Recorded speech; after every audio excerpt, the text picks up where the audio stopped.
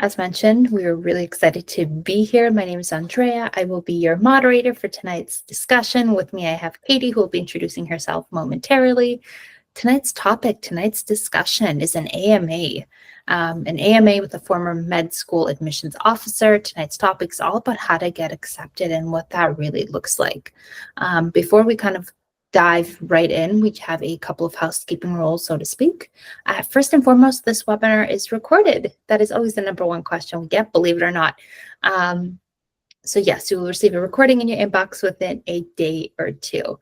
We're looking at running this webinar for about an hour, and a lot of it is we're going to go over through some of the pre-submitted questions. So pre-submitted questions on application strategy, so when to apply, what to prioritize, how to stand out.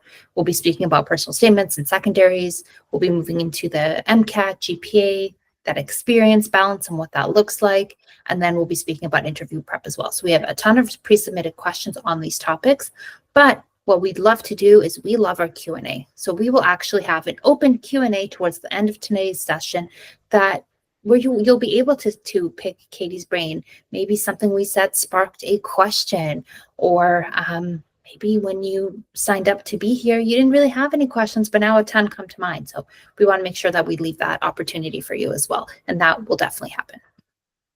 Now, before I pass it off to Katie to introduce herself, I want to take a moment to introduce who we are, because there's a ton of new faces in tonight's call.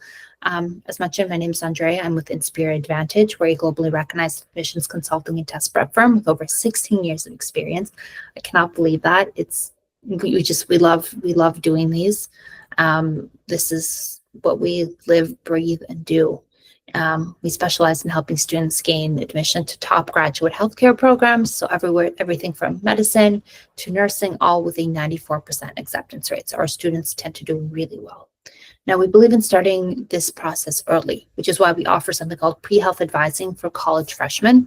What our team does is we help students build a tailored academic timeline, including course selection and GPA strategy, find impactful experiences like research, shadowing, clinical and non-clinical volunteering, extracurricular and leadership roles. We help make their application stand out from the rest with stellar personal statements and interview prep.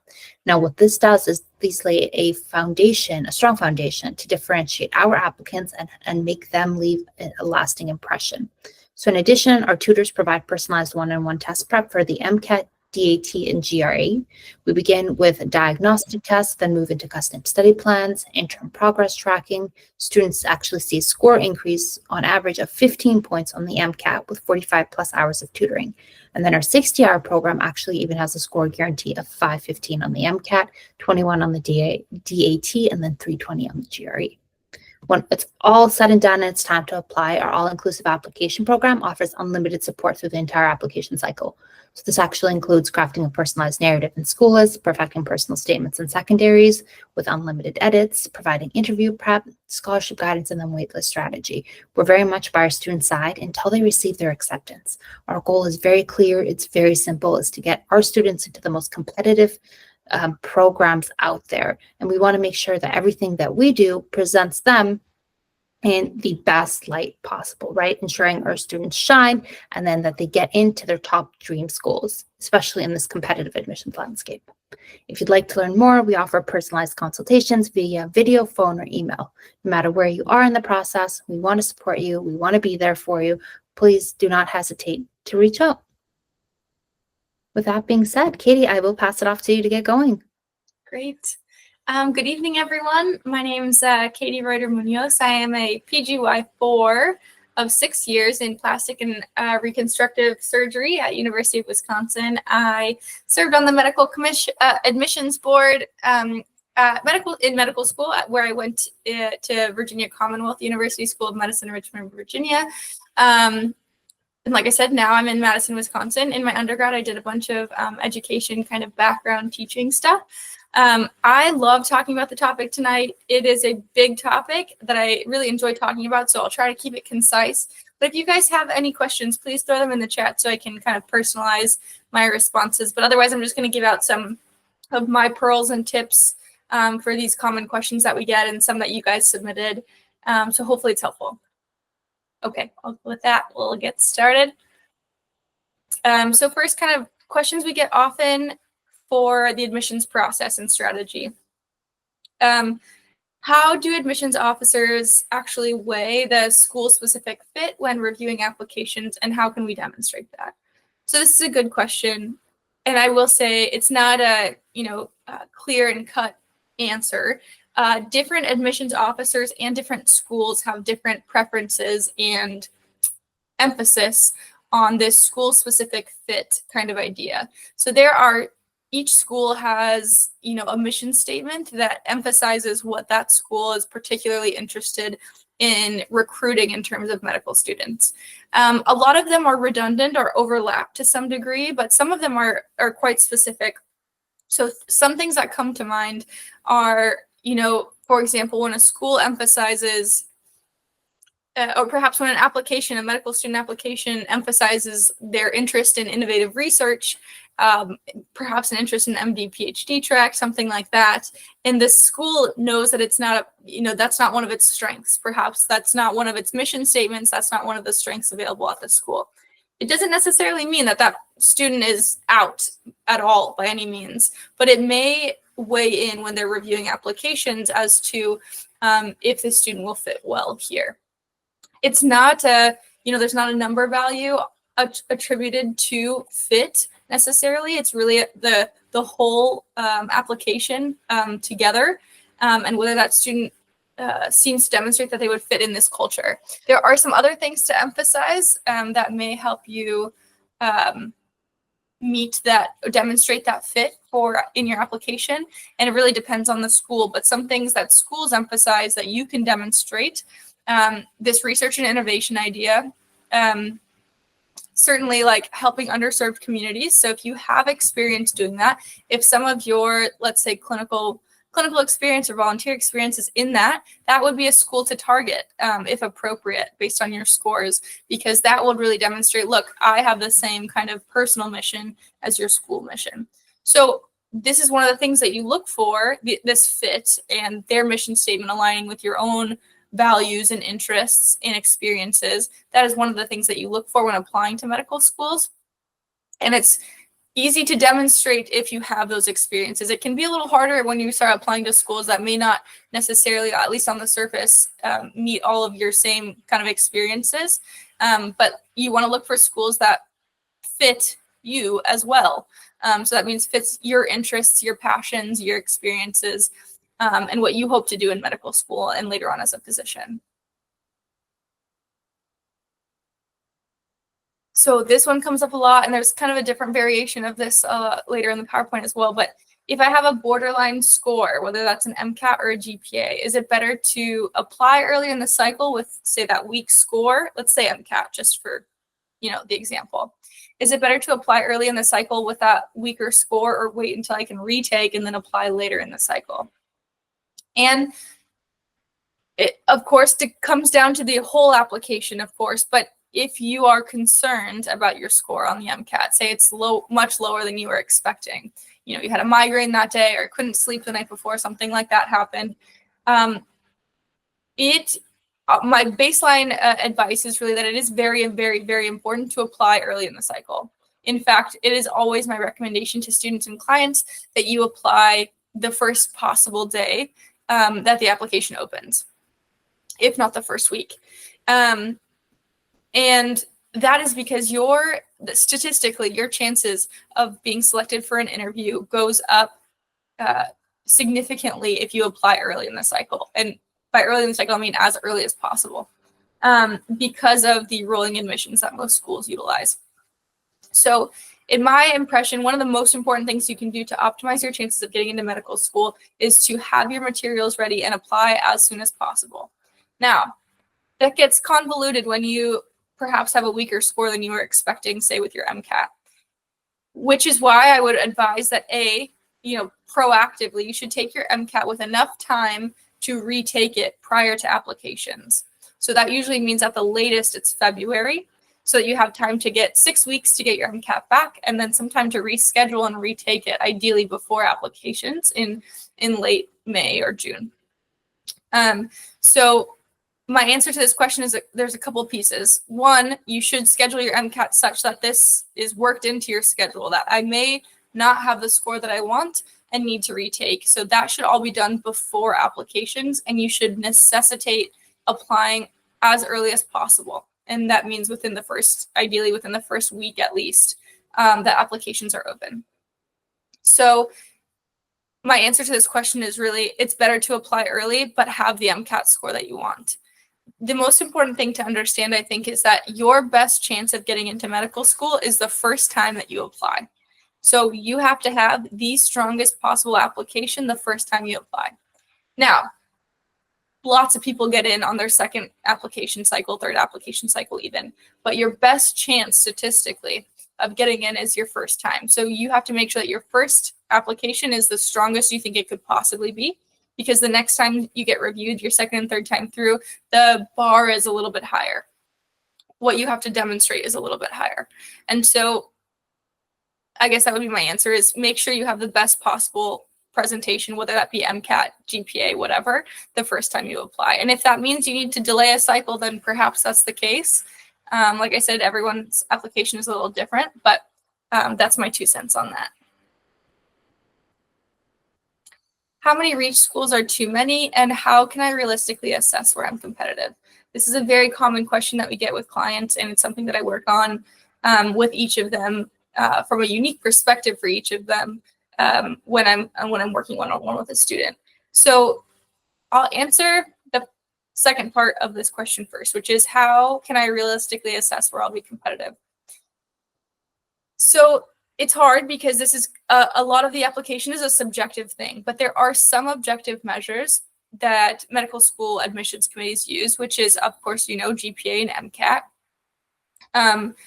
Those scores together, some people have utilized the Lizzie M score, which is a combination of those scores weighted together. And you can use that score to help select schools that will be within your median range. And I think that is a helpful tool. It's not something to, at the end of the day, hang your hat on as a done deal, but I think it's a helpful tool to at least put schools that objectively you should be appropriate for based on your MCAT and GPA.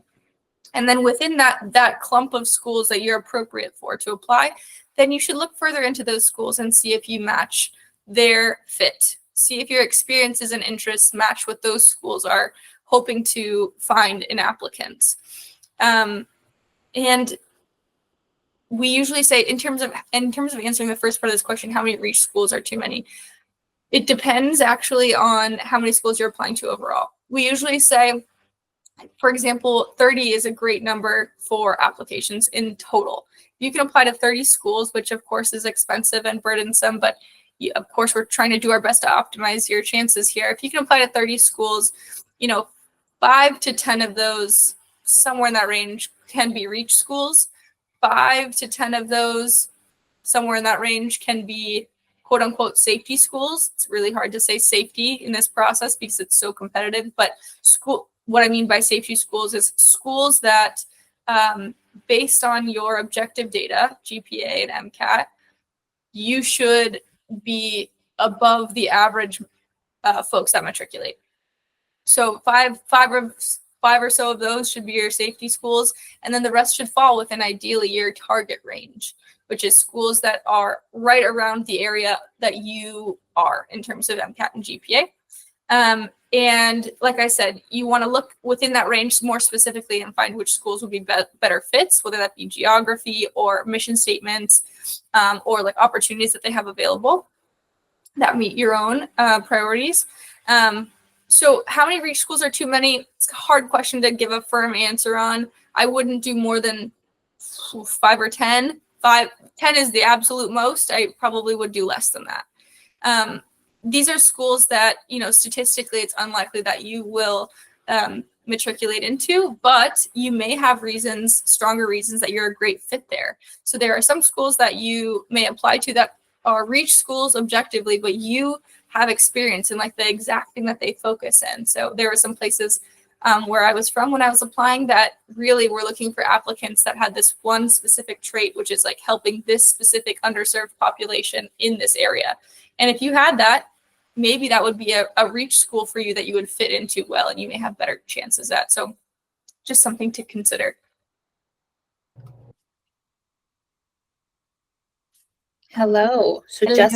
Hello. So just before we keep going into tonight's presentation, I want to do a really quick check-in with our audience. I know we have about 3 sections plus the Q&A coming up as well, to see if there was any questions and to let you know, because I know there's some good discussions happening in the chat about our free consultations. We want to let you know that yes, our consultations are absolutely free. It's an incredible opportunity to sit down with one of our awesome colleagues who'll be able to answer these questions that you may have, whether it be about who we are, our packages, our services, et cetera, or maybe you have a question related to this particular cycle in a school you're applying to and you were looking for our thoughts. So we want to make sure that we share that opportunity with you and let you know as well that we are offering a 10% off for any one of our really incredible programs with the code 10OFFWEB. And that's our little thank you for being with us here tonight and joining with us live. So I want to throw that out there as well. I don't see any questions in the chat, but Katie, I'd love to ask you, obviously we had a ton of submissions come in for questions to ask, and we had to really narrow them down. One of the ones that didn't necessarily make it to the main presentation, I think it would be a really great time to ask this. So what's sort of the most surprising thing about the admissions process, I should say, or maybe the application process that applicants don't necessarily realize or take into consideration that they probably should? Yeah, good question.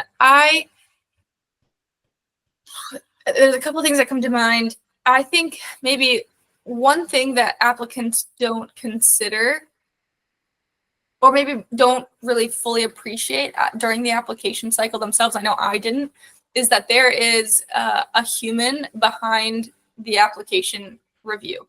So there is just a person like myself, usually a physician or a medical student, someone in the process, or who's gone through the process reviewing your application. This is not like an AI review thing.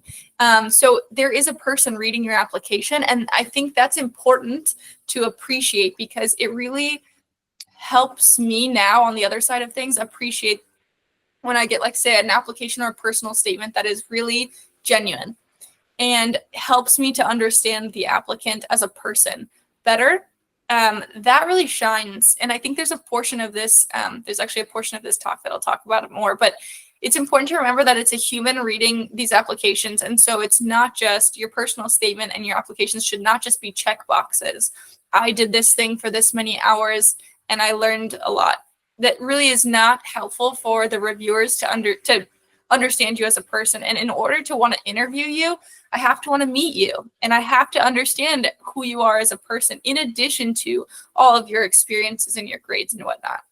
And so I think for me, that information really highlights how important it is to have a genuine, like authentic application, in addition to, of course, meeting all of the criteria that we expect of applicants. It's important to try to show me as a reviewer who you are so that I can advocate for you. This person needs to interview here because, he or she meets all these criteria, but also they've done these things and, this is who they are.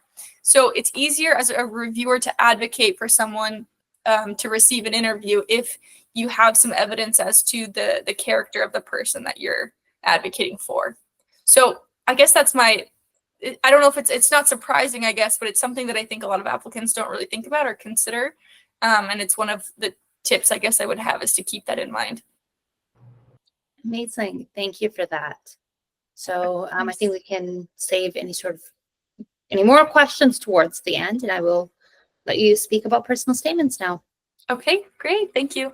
So I love this topic because I think personal statements are such an important part of your application. And I think it's, again, more important than people give it credit. I will touch on this question. I just want to say I had some advice when I was a resident applying and I was rewriting my personal statement for medical school. And the person who was advising me, my mentor, said, so about 90% of personal statements are just fine. They don't add to your application. They don't take away from your application. They don't really tell me much other than that you're interested in medicine and that you've done things to demonstrate that. And that's fine. They don't hurt your application at all. That's about 90% of them. 5% of them are like red flags, like they say something crazy that you don't want this person as a medical student. 5% of them are so genuine and passionate and outstanding that it makes you like interview this person. So we're always shooting for that excellent 5%. I will say it's really hard to reach sometimes, and sometimes you rework it 3 or 4 times and it's still not it's good, it's just not excellent, and that's okay. So you got to reach for something, and if it turns out like it's just good or fine, that's okay too, as long as we're not hurting our application. But really, I want you guys, when you're thinking about writing your personal statements, to give it enough time. For me, a personal statement should not take less than like 3 or 4 months to write. You should be working on it, like the minimum you should be working on this is like 3 or 4 months. And that means brainstorming occasionally, drafting, editing, maybe canceling and starting over. Like, personal statements should take a long time to write. And you should give them the respect that I think they're due, because if you do these well, they can really help your application. So with that being said, this question gets asked sometimes: how do admissions officers spot an overcoached or over-edited personal statement, and how can I avoid sounding inauthentic? This is hard. Everyone's writing style is different. I would say absolutely personal statements should always be spell checked, grammar checked, and polished. There's no reason to have any additional kind of fluff in your personal statement. Like I said, this is a person reading on the other side of these applications. And so if there's a bunch of extra fluff or things that just read like your resume, it's going to get glazed over for the most part. These are people reading a lot of applications. And so if it just reads like I said, if it just reads like a resume, things that you did, and there's really nothing meaningful, introspective, demonstrating growth, demonstrating character in your personal statement, it's going to probably be glazed over a bit, or read the top and bottom sentence kind of thing. So that's just one thing to know. Now, overcoached is, I think in my impression, overcoached is what I'm describing, is that something that's you're just saying as an applicant what you think I want to hear. And that does happen quite a bit. All med school applicants kind of want to demonstrate similar ideas. And so it can sometimes come off as, applicants just saying perhaps what they think I want to hear as a reviewer, which is understandable. This is a very competitive process. You just want to say all the right things. I would caution against that, and just, of course, you have to demonstrate certain characteristics about yourself and growth and introspection, but try to make them unique to your experience, not just I want to help people. That kind of mentality. And avoiding sounding inauthentic, I think this takes a lot of reflection. In order to create a genuine, authentic personal statement that is unique to you as an applicant, it takes a lot of reflection, like going on walks and just thinking about first of all, understanding really what makes you passionate about this field. Because everyone in this field wants to help people, but guess what? Everyone in nursing and dental and ophthalmology, all of the veterinary, they all want to help people. So there has to be something more than just, my parent was a physician, and so I grew up with it and I like it. So your passion, your interest for this field has to be deeper than that. And that is what we're trying to understand in this personal statement. And if you can accomplish that, if you can convey that to me, you're doing great. So that's how I would avoid being inauthentic, is a lot of reflection, self-reflection. Next, what's the best way to seamlessly integrate a red flag, say, into my personal statement or secondaries?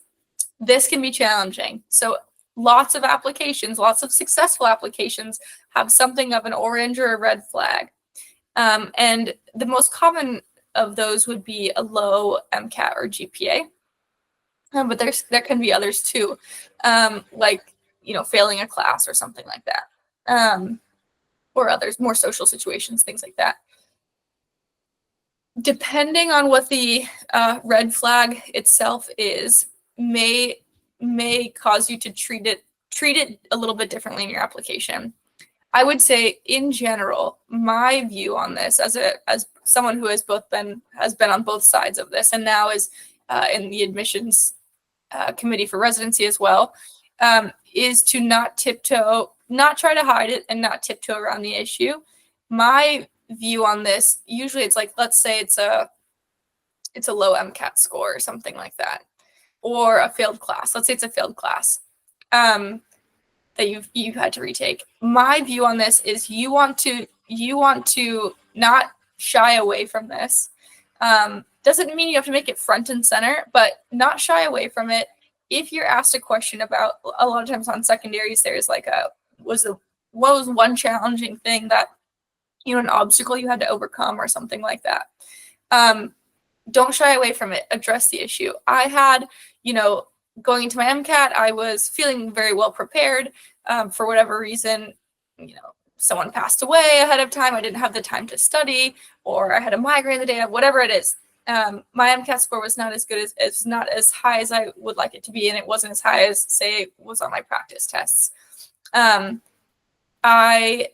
You need to show that you looked into what the issue was. I found out that my study pattern wasn't as good as, wasn't as seamless as I wanted it to be. I made adjustments to correct those things, and I retook and got a much better score. You want to show that this was an issue. I can acknowledge what the issue was. I addressed what the root cause of that issue was, and here's how I corrected the issue. And you want to show growth, and again, growth and introspection and reflection through that process that shows that you have some maturity as an applicant. There is no medical student or doctor that I know of that doesn't make mistakes. That will always happen. What the most important thing you can demonstrate after a mistake, say in your application, is that you are someone who is able to acknowledge the mistake, correct the issue, and move forward with that knowledge. That is the most important thing to demonstrate, because that will happen in medical school. You will have bad grades on tests. And it happens in real life as a physician as well. And so it's important that you can demonstrate that. That resiliency is really the character trait that you want to address. And so when addressing any red flags, that's what you want to try to show. I think trying to tiptoe around it and hide it doesn't come off very well from a reviewer's perspective. That being said, like I said earlier, that doesn't mean you need to make a whole personal statement about that time you failed a class or about your low GPA, but you should acknowledge it in the correct place on your application, certainly, and have an answer for it for interviews as well. So how can I make my secondary essay stand out if the prompts feel repetitive for multiple schools? So I'll just say up front, the prompts are so repetitive. Despite that, and despite, at the time that you're receiving secondary applications, you're going to be pretty burnt out because you just spent the last couple of months preparing your primary application, writing your personal statement, and all of that. So it feels you're already kind of burnt out. You're already kind of like, I'm just going to reuse a lot of these answers because these questions are so similar. And some of that is okay, but really for each school's secondary application, you should have unique components to that school. That's like one of the most important things I can emphasize.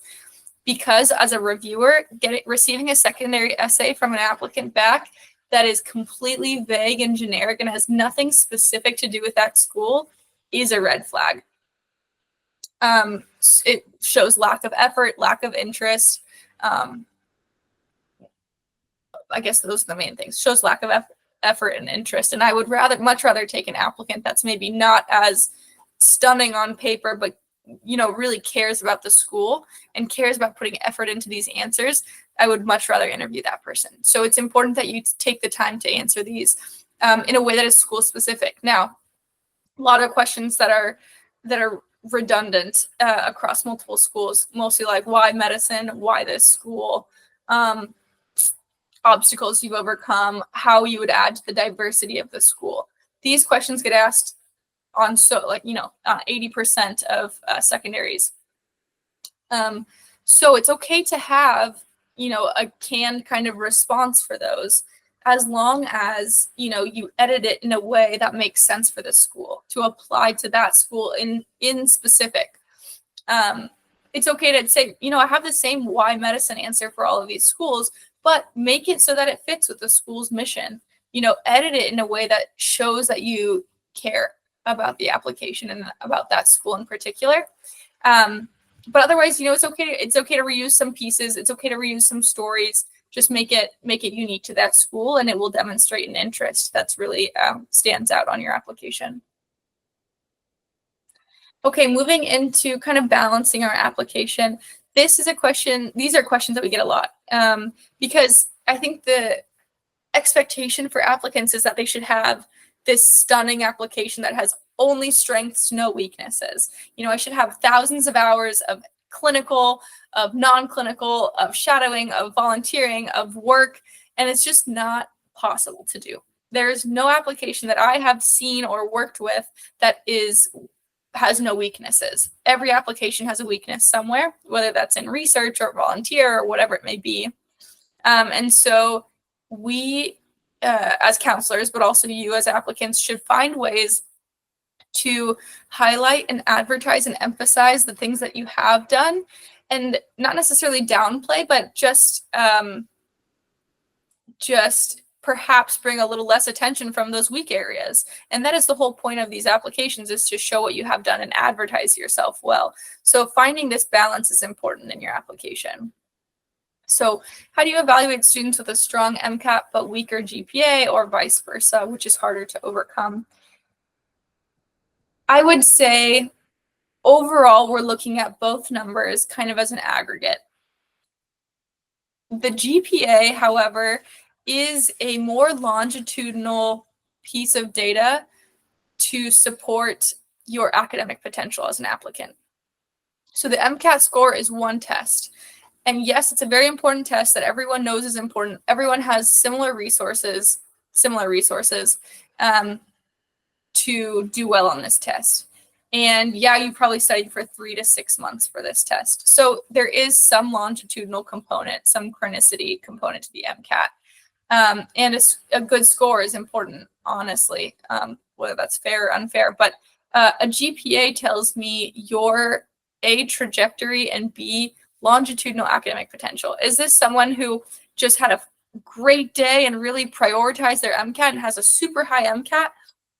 But when I look at their grades, over the course of 4 years of undergrad, they're just kind of middle of the road.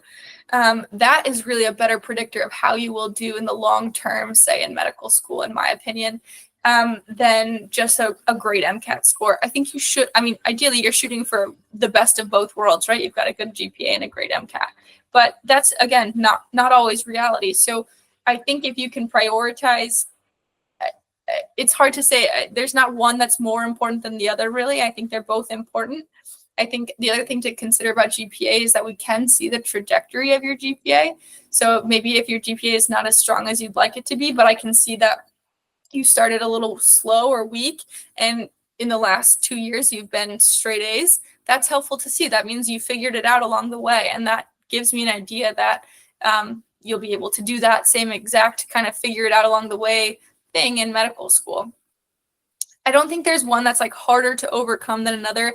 I think having a reasonable MCAT and a strong GPA shows me that you are qualified to be successful in medical school. But to be honest, you want to do the best you can at both. That's the unfortunate truth about that. If my research and clinical experience are both strong, but I'm lacking, say, in community service, how much of a red flag is that? And what can I do to offset it? So this touches on what I was mentioning earlier. There will be weaknesses in your application, whether that be research or community service or shadowing or whatever it may be. What you can do to offset it is highlight your other strengths. That's what I would recommend, is really we're doing our best to advertise here. You should have some experiences in all of them. So you should be able to say, I have done some research, but perhaps it's not as much as others. And you should just then kind of offset that by highlighting the other strengths that you have. And that should include in your personal statement and things like that. And it's important that it should be consistent with your personal statement and your own personal mission and values. So, if you don't have a lot of research experience, then I would advise against saying I'm so passionate about and interested in research and a PhD potentially in your personal statement. That seems really inconsistent and then disingenuous. So make sure that your experiences do line up with your passions and interests that you demonstrate in the both the experiences section, most meaningful, and your personal statement. So we do our best as counselors, and you should do the same in your application to just really advertise the things that you have done well and highlight the things you have done well. And you can certainly, and you should certainly, list those other things that perhaps are more weak areas, and say, perhaps, I'm interested in pursuing this more in medical school. I don't have as much. You don't have to say I don't have as much, but from the experiences that I have had in community service, it's really sparked my interest, and I would like to continue that in medical school. Something like a continued interest is totally fine to state too. So how do admissions officers assess the quality of clinical experience, and what makes experience stand out just besides hours completed? So hours completed is important, but it's not the be all end all. Really, what makes a quality clinical experience for me as a reviewer, and I know for many others as well, is the a couple of things. The first is the longitudinal component to it.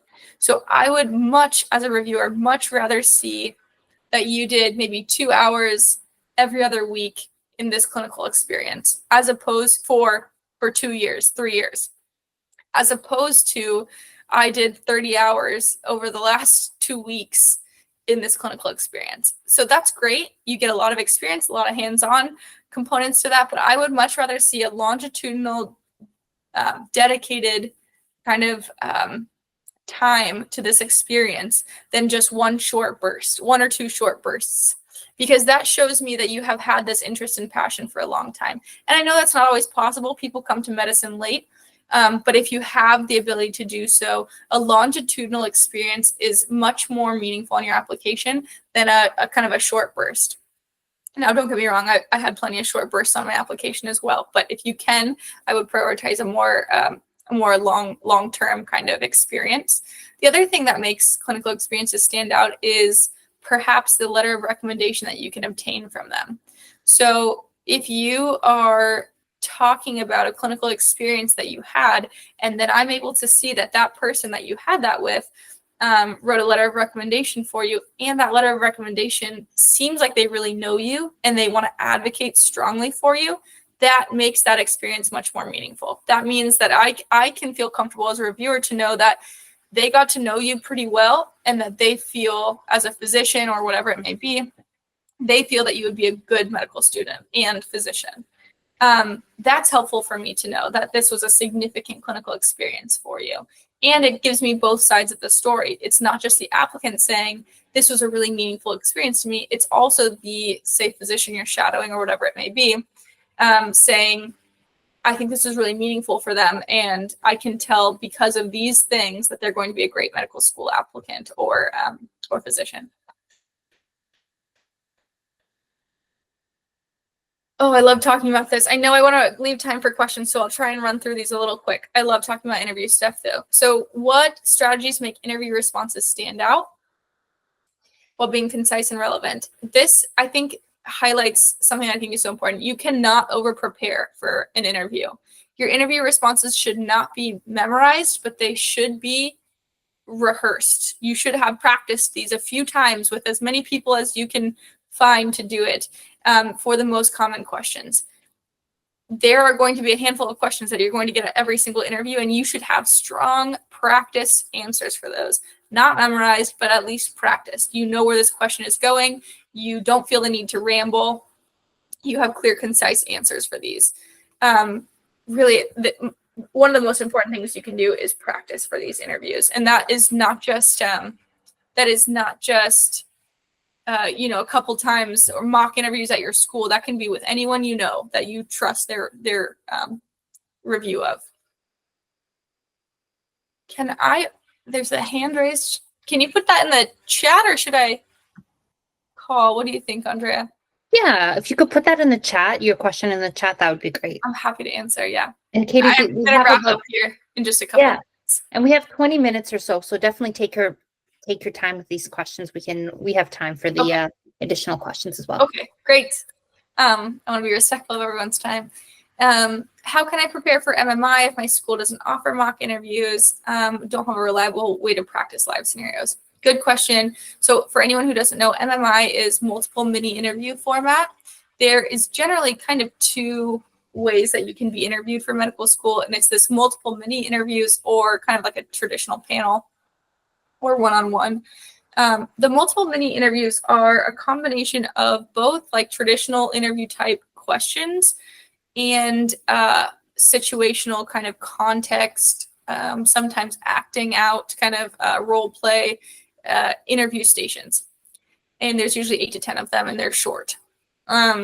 It's nice because you get an opportunity to kind of like make up, if you had a bad one or a less strong one, you get an opportunity to make a new impression with a new interviewer in the next room. Some things you can do to practice these if you don't have mock interview practice, I know I didn't, is just there are some places you can find example MMI questions online to practice, at least in your head, how you should be thinking about these things.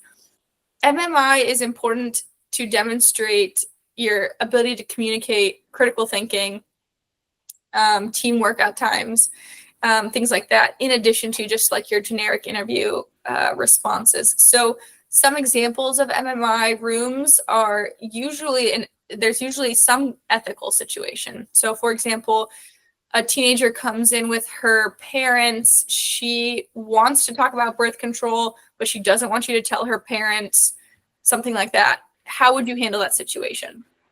Now, the most important thing to appreciate here is that MMI format type questions, these ethical type questions, they are not there to evaluate your medical knowledge.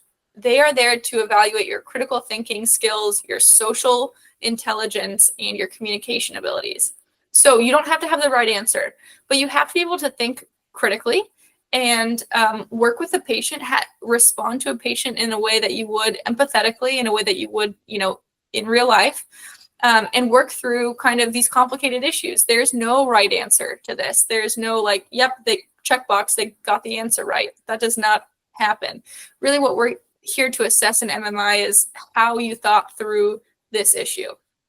Of course, keeping the patient in mind first, the patient's bodily autonomy, and doing no harm, and just trying to prioritize the patient.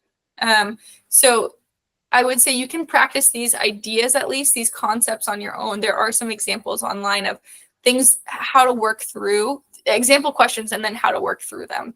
So I would just be comfortable with a couple of these ethical dilemmas and then take those ideas and those things you're trying to demonstrate with those situations into whatever you see in the MMI.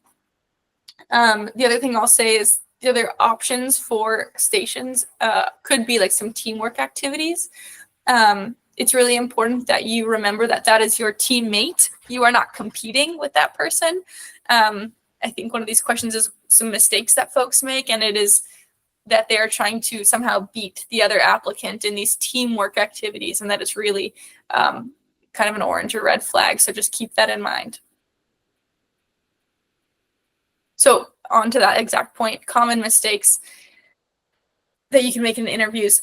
The first thing I'll say is not actually the responses, but actually not understanding that every person you interact with on your interview day is part of the interview.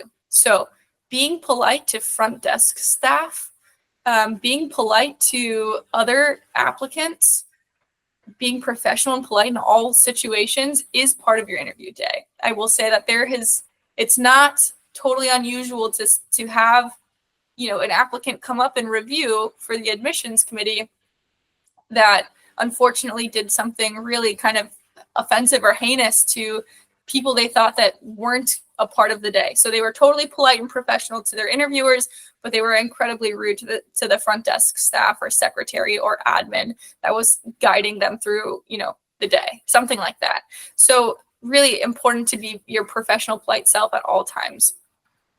In terms of interview responses, I think it's important the most important trait you can demonstrate in these often is humility. So you as an applicant, you didn't get here by yourself. There were people that helped you along the way. You don't know, you can't know, unless you were a physician elsewhere, what it's really like to practice medicine. as a doctor. And so and that's good. You shouldn't. You're a student. But it's important to acknowledge that sometimes. So, understanding that there's a lot you still don't know and you're open to learning is a really important trait to demonstrate in interview responses. And like I said, if it's an MMI situation, never kind of bad talking your other applicants. Sometimes people will say, is there something you think the other, you could have done better? And applicants will sometimes say, yeah, my teammate could have been blank. And so just try not to do that. Positive professional self at all times. Okay, I was trying to make it quick, but ask me all your questions. Here's a QR code for you here, Andrea. Thank you, thank you. So yes, we have a QR code for you. What this QR code is for some feedback for us. So we absolutely love doing these sessions. I cannot say that enough. We hold webinars on a weekly basis on all sorts of topics, and we want to hear from you, right? So if there's a particular topic you want us to start speaking about, let us know. If there's something we did really well, please let us know. If there's something we can improve on, please let us know. Our team absolutely takes this information back. We better ourselves, and we work on just creating the best sessions possible, right? So take a moment to do that. I promise you it's only a few questions long, and it really does go towards making these webinars the best that they can be. And you will receive a follow-up with this link as well. With that being said, I'd love to hop into the Q&A. So we already have some questions, Katie, and I'm really excited to dive right in. So very first question is, where would you advise for pre-med students to start research? Can they start with their school first or do research on their own? Good question. This, in terms of like research that would be meaningful for your application, this almost always comes through a school mentor. Generally, a science class mentor that has research on the side. Now, it doesn't have to be someone that you've taken a class with necessarily. There are usually research opportunities and labs available at the school that you're doing undergrad at. Now, I don't want to say that's universal, but many times there are. And usually your first research opportunities come from you emailing and expressing an interest in joining a lab, or at least getting to know the lab better, or attending their lab meetings and getting to know folks better, and then kind of working your foot in the door to obtain a spot in that lab. That usually happens on top of your classes. This is an additional commitment. Now, if you are not at an undergrad institution that has access to something like that, you certainly can reach out to local either school institutions or private institutions to do research as well. I would just say the most common way to get your research opportunities for this is within your own undergraduate program. There's usually research on campus. If there's not, those folks would know who would have it available to you. And in that situation, they're used to working with college students, so they're comfortable with like schedules and things like that. Amazing. I think that was that. Yes, exactly. Joshua, do medical schools screen for matriculants as a good fit according to if that matriculate is from the same, from the same state that the school is applying to? So good question. There are some schools in some states that really care a lot about in-state applicants. You can find this online. There are some schools that you can check for what percentage, like MSAR is one of the resources that we would recommend. You can check for what percentage of students, of matriculants, are in-state versus out-of-state before you apply. That's actually a really important point. I'm glad you brought up. I think Texas and California, California is kind of meh, but Texas especially, their medical schools almost universally only accept in-state applicants. So you need to look up this information before you apply and waste your money. There are some medical schools that screen heavily for in-state applicants. So just MSAR is the one that I'm familiar with, but you can probably look this information up elsewhere too. Make sure you're checking that before you apply. Really good point. And I'd love to hop in there and say, if you are interested in a Texas medical school, we have a webinar coming up next week all about how to get into Texas medical schools. So I just want to throw that out there. So the next question, when making my school list, how can I decide if a school is a good fit beyond the objective MCAT and GPA? So for example, should they be attending webinars, reading their websites, etc.? Yeah, great question. It is hard because a lot of the stuff online for medical schools seems very similar. I will say, if you're looking at their websites and online materials, you can find some nuanced differences in what schools emphasize in terms of their priorities, perhaps their organizations that they support. So student organizations can be a good thing to look at too. Let me see your other options, read their websites. Yes, exactly. So if you can attend webinars, that's outstanding. Of course, I would recommend reading their websites, their mission statements, like I said, student orgs, clinic opportunities. So they often have student-run clinic opportunities. Look into that. That will help you understand the school's priorities. So sometimes schools have more, like, say, global surgery opportunities than other schools, and so that would be an emphasis for that school versus others. Some schools really heavily advertise their research capabilities, so that would be something that if you're interested in that, you look into. But I would say the things you mentioned, webinars, online resources, sometimes like social media, Twitter type of resources are good to like keep in the back of your mind if you can't find some information that you want. But those are the main ways. If you can find students that have attended that school in the past, sometimes there are sections for alumni on their websites. That would be those would be great resources too. Like, what was their experience? What kinds of things did they look into or do, or where did they end up? Where did their friends in their class end up?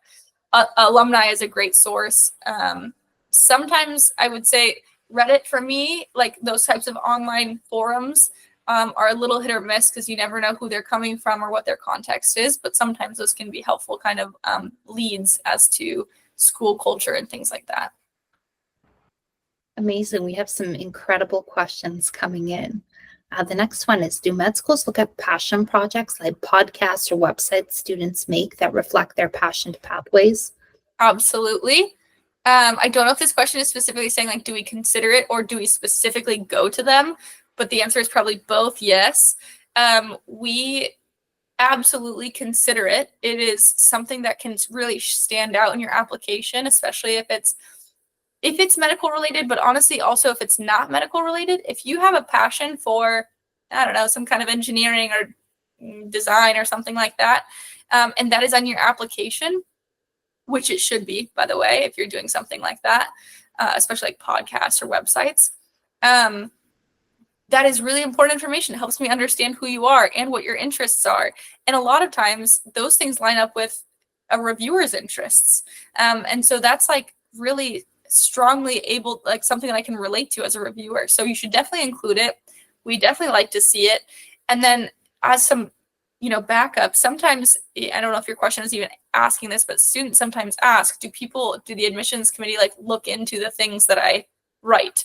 Especially if you have an experience like this, like a podcast, a lot of times the review, I don't know what percentage, but as a reviewer myself, a lot of times I'll go and look that thing up. So A, make sure it's true, but B, like, it's a great thing to include. It helps me understand you better as an applicant. Awesome. So we have a question for re-applicants. So re-applicants who plan to reuse some letters of recommendation, how important is it to get those letters updated with a more recent date? Good question. This is a hard thing. Re-applicants' letters of recommendation can be really challenging because it depends who the letter is from. If it's someone you're still working with, absolutely it should be updated. No questions asked. Like, if you still have good contact with the person, it should be updated with new information, especially like in the year that he or she didn't match, say, or didn't matriculate, say. Here's what she's been doing to optimize her application. That would be the ideal situation. Although I know as a reapplicant, a lot of times it's a professor that you haven't worked with in over a year, and it's not feasible or doesn't make sense, or you don't have ongoing contact with them for them to update the material in it. If you feel comfortable updating the date, that would be if you feel comfortable with your relationship with them, to get an updated date and kind of maybe some updated info, that would be ideal. If you can't, it's like if you can't, or if it would be awkward or uncomfortable to even ask them to do that, or if you don't think that they would respond to do that, then it is what it is. But if you can get updated versions, that would be preferable, I would say. Awesome. We have about 4 minutes or so left, so I think we will be able to answer maybe one, maybe two questions. So approximately how much time is spent by admissions committee on a single application, especially in the case that there is a higher potential for admittance? I'm not sure I understand the second part, higher potential for admittance, but how much time is spent on a single application, a little bit depends on what's written in that application. I'll be honest, if the personal statement is generic and vague, if the secondary applications are generic and vague, and those essays are really not specific to the school, it might be faster to review than something that actually piques my interest, is seemingly unique and authentic to the person. It probably takes 30 minutes to an hour to review an application from start to finish. I know personally, and all of the people that I have interacted with in the admissions committee, both on the medical school and residency side of things, take their job very seriously in terms of having a holistic view of applications. So that means I am reading every section. I'm not just glazing over. If there are things that like I said, there might be a paragraph or two in your personal statement I glaze over if it's like completely just a review of your resume that I've already read. But really, I think we all take our jobs very seriously and give every application the best shot. So it takes a while to review these applications. There's not really in the case of a higher potential application, I think, I'm not sure how to answer that part of the question. I review each application with its own kind of attention. Awesome. So we have about a minute left. I think this will be the final question. Is having a committee letter extremely important? Is it weighted more than individual letters? This a little bit depends on the school you're applying to. Some quote unquote require it or prefer it. It also depends on the school you're coming from. Some undergrad universities only offer committee letters or require a committee letter as well for your application. I would say if it's not a requirement from your undergrad, it's not extremely important for the medical school unless that school specifically asks for one. In fact, I tend to find that committee letters are less unique and specific to the applicant, and so I would rather have an individual letter that from someone who knows you very well, if I could choose. It just depends on the school giving and receiving. Those are both important things in terms of whether they require a committee letter or not. But otherwise, I would rather probably read an individual letter that from a person that knows you very well, that I could get a better idea for who you are from. Amazing. So this brings us right to the hour. I think this is a perfect time to end tonight's session. Katie, thank you so much once again for being here with us, for giving us all your insights. Thank you to our audience. Once again, we do this on a weekly basis, and we'd love to see you on a webinar next week. If you have any kind of questions, comments, concerns, follow-up, 2 things you can do, definitely reach out to us via email, or again, that free consultation is always available to you. With that being said, I hope everyone has a wonderful evening. Thank you, everyone.